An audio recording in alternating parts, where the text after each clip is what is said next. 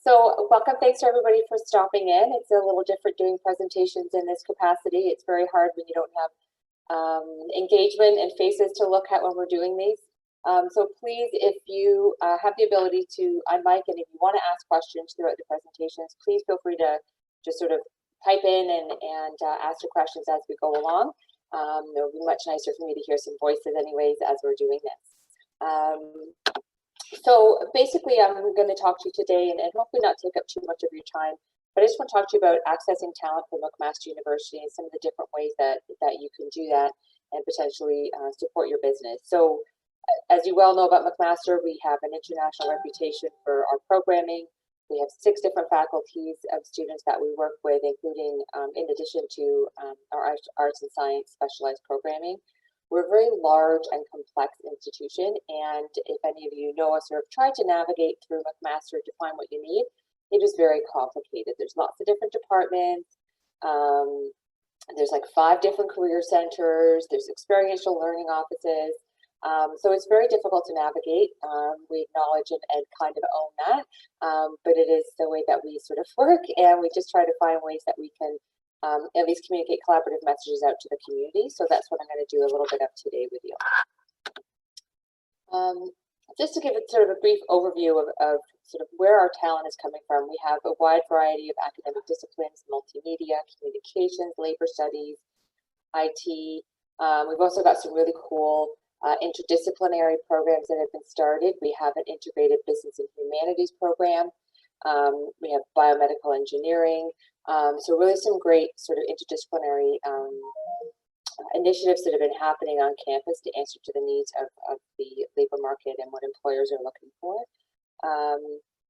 What you're seeing here is a list of what has been developed at McMaster, sort of the core competencies that we are hoping that our students learn, whether that's through their academics, through extracurricular, co-curricular programming, part-time jobs, case competitions, whatever it is they're working on.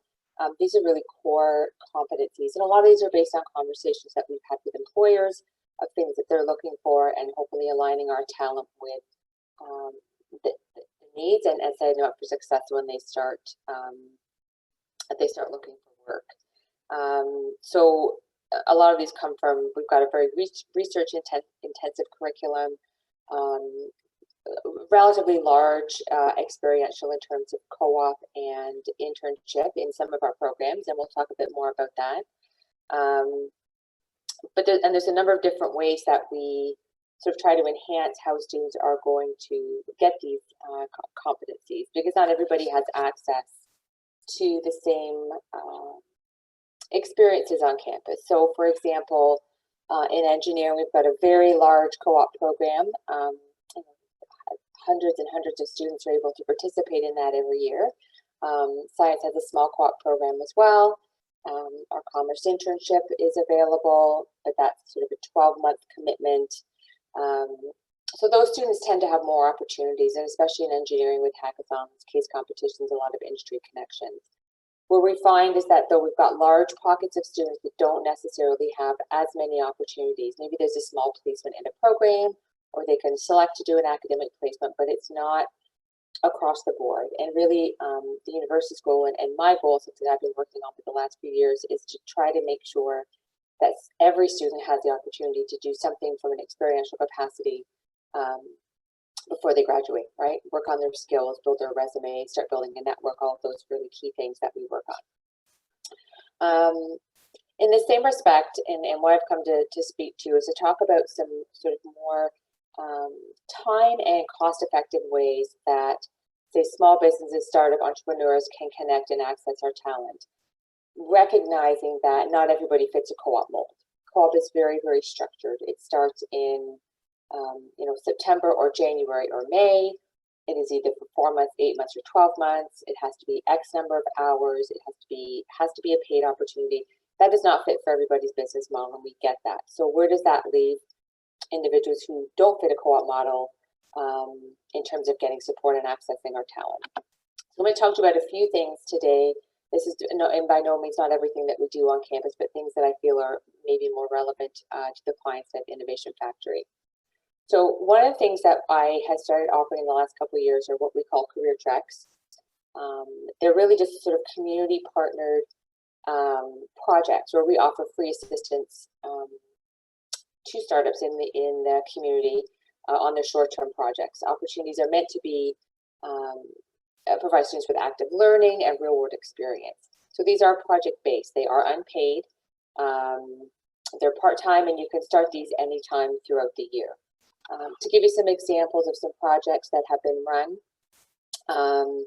there's been some done in communications, social media, marketing, IT, data analysis, fundraising, outreach. Clients have come to us with a need or a project need that they've had. Maybe it's just to do some market research for them that they don't have time to do. We've been able to connect them with students to do that work for them. There was a blogging project as well. Somebody came up with one that was helping them create a business strategy or enhancing their business strategy and doing some research there. There are some parameters around these. So we are asking that our clients limit, that the companies limit to 5 hours a week because they're unpaid for a 16-week period. So by definition, these opportunities have to have sort of a start and end date. We don't want to get into a situation where somebody is working in an ongoing position in an unpaid capacity. Unpaid internships are not allowed in Canada. So basically, it's no more than about 85 hours over a 4-month period of time that you're able to engage the student. That's actually quite a lot of time. Some of them have been a lot shorter. Some people have utilized the student for 10 hours for 2 weeks.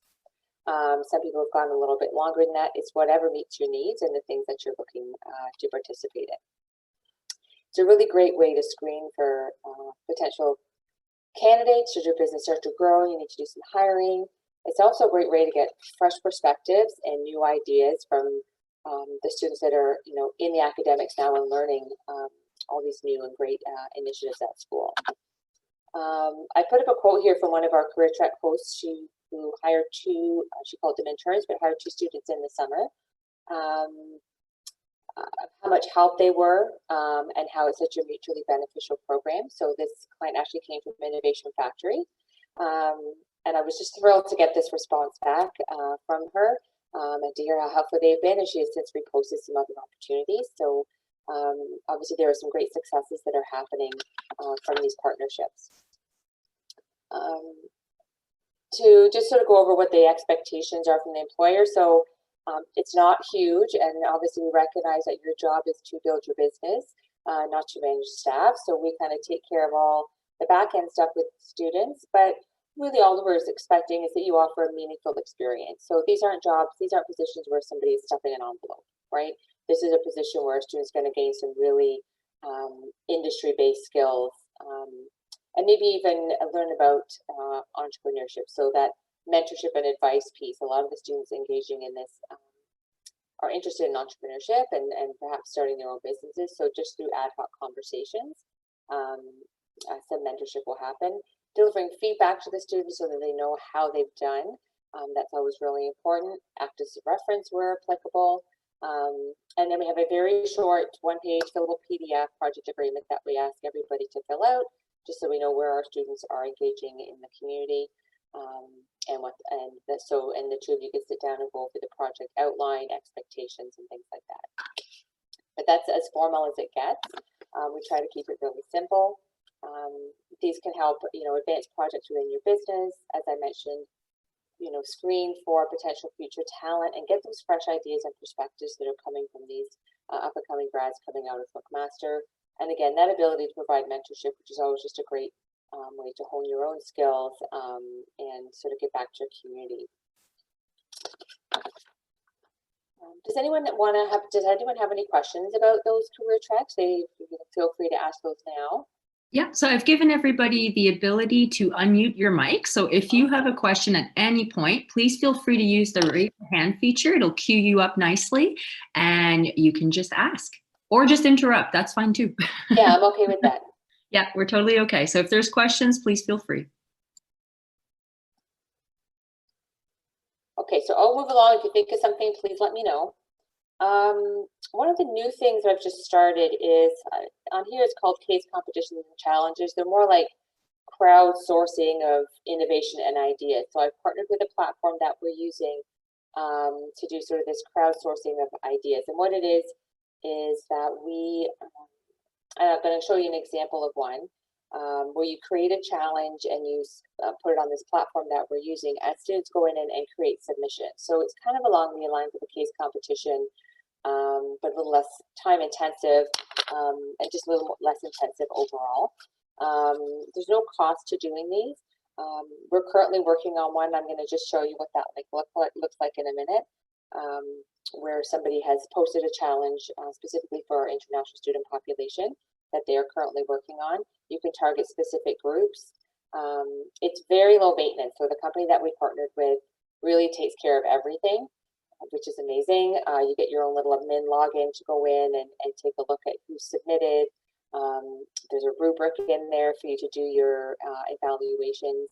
And again, it's a really great way if you want trying to just source some ideas for something that you're working on. Again, another great way to pre-screen for some future talent coming up. I'm going to just click on the link here. Hopefully this works. Oh, is this going to work in a share screen capacity, or do I have to go out and share again? You might have, let's just try it. You might have to go out and share again. Okay. Okay. Can anybody see that, or are we still seeing my presentation? Still your presentation, yeah. Okay. All right. Now I have to get crafty. I do want to show you though, because it's a really cool feature. Go ahead. No worries. And then I'll go back to my presentation. Yeah, I can. It's coming up. Okay. There you go. You're good. Okay. So this is one that's been given to us by a company called Brainstem. We connected with them. They do a lot of, they're a staffing organization. They do a lot of work specifically with international students and newcomers. So they had, we went to them and asked them if they had a challenge for our students, which they have done. So this is what it looks like on the platform. This is a little blurb about them. And then here they put in their challenge. So how Canadian employers create job postings and recruitment efforts to ensure newcomers don't feel excluded, and a couple other things that they've got on here. So they put this on. So far we have quite a number of students who've gone and started doing their submissions. And by the end of the 3-week period, Brainstem will be able to, number one, take a look at those and get some real solutions for some of the issues they're having in terms of their international recruitment. But then also see some pretty interesting candidates and ideas, and maybe these are people that they want to have work for them in the future. But again, it's really crowdsourcing of ideas and innovative solutions. This is the first one that we're running, so I'm very excited about it, and I see a lot of opportunity for especially small businesses or entrepreneurs, startups who, you know, are looking for some new ideas. I have an organization who is they're not for profit right now, and they're looking to move into a capacity where they can monetize what they're doing. And they're not typically business people. They're actually, most people are from the arts. So they're looking for some ideas on how to monetize and create a business strategy. And they're going to be putting one of these challenges on in the new year. So kind of a cool new thing that there's lots of interesting things that have come out as a result of COVID. So maybe it's not been all that bad, I suppose. Let me get back and share my screen again here. Sorry.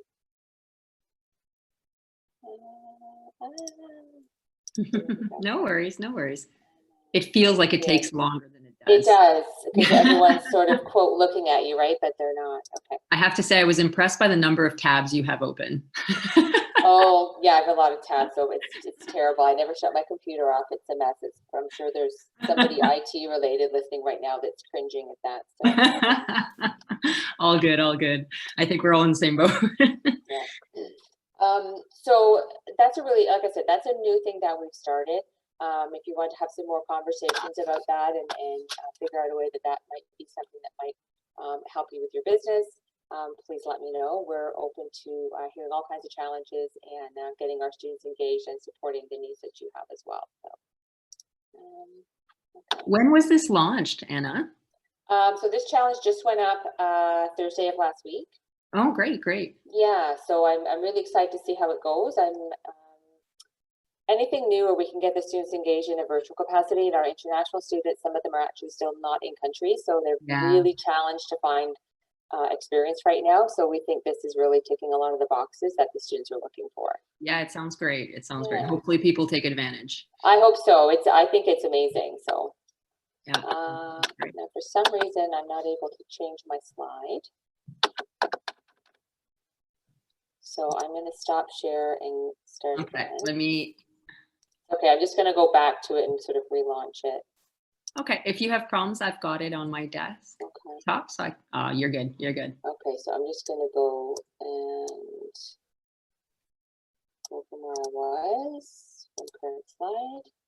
Beautiful. Yay! Okay. Oh, look at me fixing my own problem. So a couple other ways that you can sort of just access talent and engage with McMaster University, if that's something that you're interested in doing, is mentorship. We have a few different ways. So we have a couple of formalized programs that run from now until March. Women in Leadership is one of those mentoring programs. Healthcare industry is another one. But we also do one-on-one career conversations. So there's a lot of students who are exploring and investigating careers.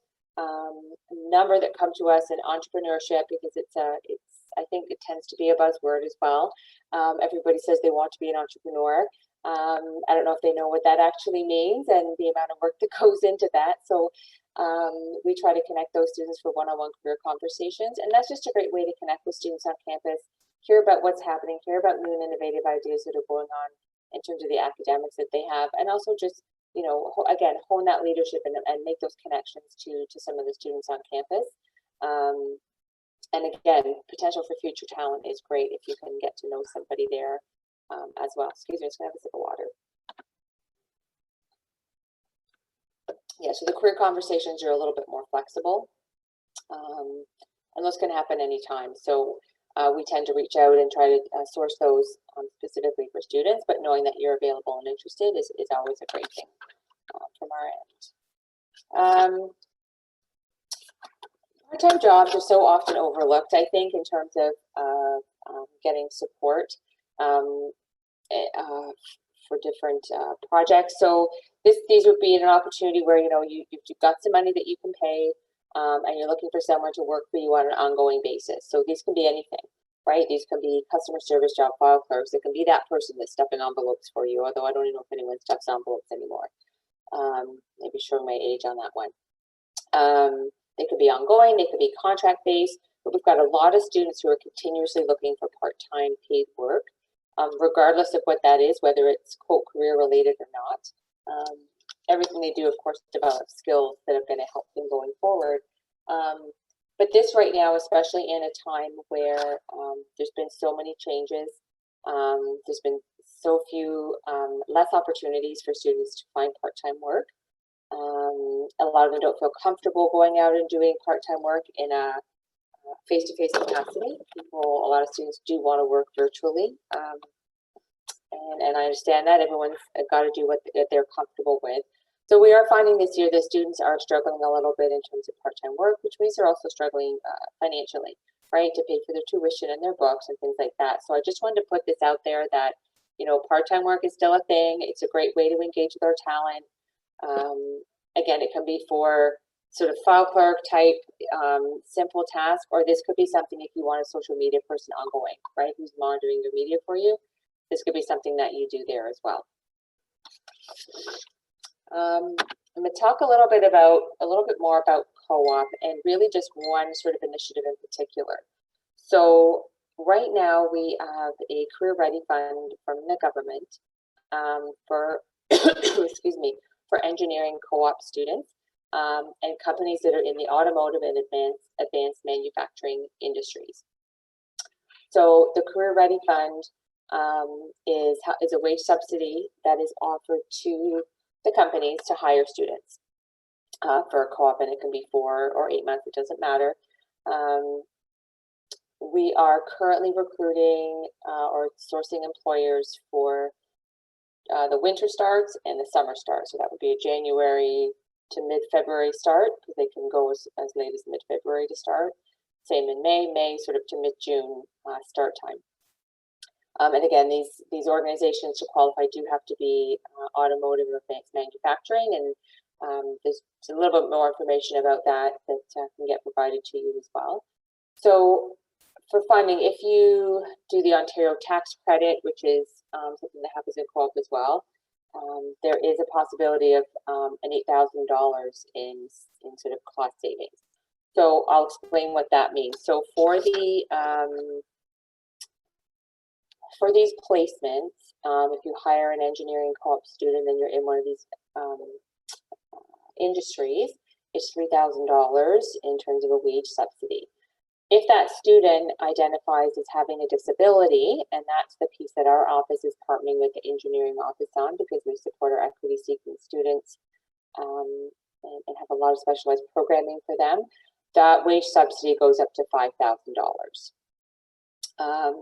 There's a lot of great opportunities if anybody is looking for, if you're in that industry and you're looking for students, it's quite a great cost saving. And we can connect more on, I can get you connected to all the right people to have those conversations about eligibility, sourcing students. And on top of that, we provide, if let's say it was a student with a disability and they needed some specialized equipment or some other kind of accommodations, we have a diversity fund as well that helps cover some of those costs so that that doesn't fall into the employer either. So a lot of support happening there. I know these are some of the hard hit industries. I know that some people have been able to pivot what they're doing and still, you know, sort of run their business within those industries, but it's definitely been hard hit, and that's where the fund, the goal of the fund is to help those industries that might be struggling a little bit more. Anybody have any questions about that funding piece? Okay. Coming up for the summer, so last year, just to give some context, we ran a summer internship program through the Student Success Center that was open to all the faculties that don't have their own internship programs.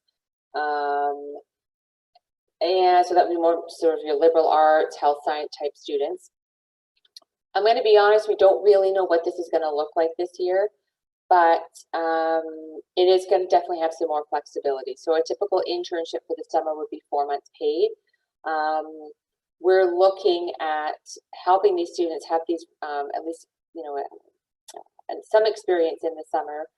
It does not going to need to be 4 months. It could be, you know, 2 or 4 months. It could be partially paid. Maybe there's a dividend or an honorarium that we can look at through some of our funding in our center. But just keep in mind that those students are going to be available in the summer, and we're going to be putting together some programming to, number one, support the small business and startup community in Hamilton, as well as find opportunities for our students to be gaining experience during this time, because we do anticipate, and from the labor market research we've seen and surveys that we've seen coming through our way, is that we definitely don't anticipate summer numbers for student employment being as high as they were in 2019. They'll probably be a little bit better than 2020, but still not enough for every student to get a full-time opportunity in the summer, which is what so many of them rely on. So there'll be more to come, and when we roll that out, I will definitely get it to over to Innovation Factory and to Bridget and get more information out about that. We're just not 100% sure what it's going to look like yet, but I want to put it in there so that people were thinking summer. Okay, perfect. Keep us posted. I will. Yeah, a lot of things have been, well, we don't really know. Yeah, I'm sure everybody feels that same thing, but it's more about letting us know, like, when you're ready, we're here, and we can make all kinds of things work. That's the great thing about our center, is that we're not bound by the academic cycle. Like in the faculty offices for academic placements and courses, they're bound by the academic cycle of the semesters. We are not. We can kind of do, in essence, what we want when we want, which makes us nice and flexible and able to support those companies where the structure of co-op or formal internships doesn't work. So if you've got an idea, we're happy to hear it and help support it and figure out a way that we can. You never know what we're going to be able to put together. So we're quite proactive, but we can also be very reactionary when we need to be to support any of our clients. So just talk a bit more about the diversity funding and our international student work opportunity funding. So these are two pockets of funding that we have to support eligible students for access services, like I said, accessibility equipment, job coaching, wage subsidies, all of that falls under our CAPS program. And for international student work opportunity as well, we have some, sorry, there's a big truck going by. We have, initially that money was to fund student work on campus, but we have had that extended to off-campus opportunities as well. So some of that could be in a wage subsidy, but some of it could be also in, and same with the CAPS, could be in an honorarium. So let's say you hired a student who was an international student and they were eligible for this ISWO. It's not additional like wage paperwork or anything that you have to do. We would take care of giving them the honorarium from our office. So the burden on you is not to take on anything new in terms of hiring and HR processes and payroll and things like that, because we understand that would be time consuming, and those things are I don't think really that fun to do. So we can take on a lot of that, and the honorariums are great ways to incentivize students as well as support them in terms of the financial need that we're seeing a lot of this year. But funds are available to support co-ops, internships, placements. Like I said, these career tracks, we can provide honorariums as well to students there if they happen to be an international student or a part of our career access program for students who identify as equity seeking. So there's lots of different opportunities there. We're quite magical in terms of making our funding work. So you never know what we're going to be able to do. We don't have a lot of money. These are special pots of money that have come to us from government funding projects. But we try to make it work as best we can. The Career Ready Fund, I talked to you about already, that we're doing with engineering. Again, that's for small and medium-sized businesses in the automotive and manufacturing sectors. So if anybody has more questions about that, please feel free to connect. Again, those placements would have to be starting in either in the winter term or the summer term. So like I said, January, February, or May, June. So I'm just having some more water. And that's all I really had. That's nice and short and sweet. This is my contact information. There's a phone number there, but I wouldn't. Oh, that's my cell. Never mind. I did change it to my cell number. I thought it was still the university number. I'm like, don't call there. I'm never there. But that's my cell, and I'm happy to have people contact me on there. And also my email address for people to connect with me as well. It's a lot of information. Hopefully people have some ideas swirling around in their heads of how maybe they can use that idea crowdsourcing platform, which I'm pretty excited about, or you have a project on the shelf that you've been trying to get off the ground. We're here to help with that under that career track program, or maybe just some other idea you have, like, I need this, can you help? That's a question I'm happy to hear and try to find some ways to support. We do all kinds of like I said, initiatives across campus. We promote to all faculties. We connect with students in every single faculty and every single department. So it's a really holistic approach to come through the Student Success Center, because we can kind of get you anywhere that you need to go. Terrific. Thank you. Thank you so much, Anna. This was great. So if there's any questions from anyone in the group for Anna, feel free to unmute your mic and just jump in. If there are no questions, that's okay. Sometimes, people need some time to digest the information. I know for sure that I'm going to be sharing anything related to automotive with our CITM team, because I think that obviously is something that they should be very aware of if they aren't already. So yes, as I mentioned, we are working in autonomous vehicles with transportation and mobility, specifically with CITM. So I think this is very relevant. And for those wondering, I will be sharing the recording as well as the slide deck with attendees after this session, and then we will be posting it on our resource page on our website for access, so that you can review this at your leisure. And if you would like a contact with Anna, you can contact her directly, or you can contact me and I can make a warm referral. Absolutely doable. So does anybody have any questions at this time? I have a quick question. Yes, go ahead. Go ahead. I'm not familiar with McMaster's programs. Do you have a music program, and do you have a design or computer animation program? We have a music program, design and computer animation. I'd have to have a look through some of the engineering, maybe some in our communications and multimedia in there, but I think there is an animation, a couple of animation courses. But if you want to shoot me an email with that question, and I will respond and let you know exactly what kind of courses we have that meet those. What kind of music? Like, are you looking for like theory or performers? Well, I have a games company and we make music games, and creating what we call the charts, which is the gameplay.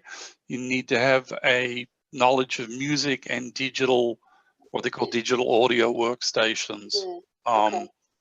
So most people learning music now, if it's anything to do with producing music, know that software. Okay, music production. Okay, I'll take a look. Off the top of my head, I'm going to say quite likely both of those are going to be a Mohawk thing, just because they're more hands-on.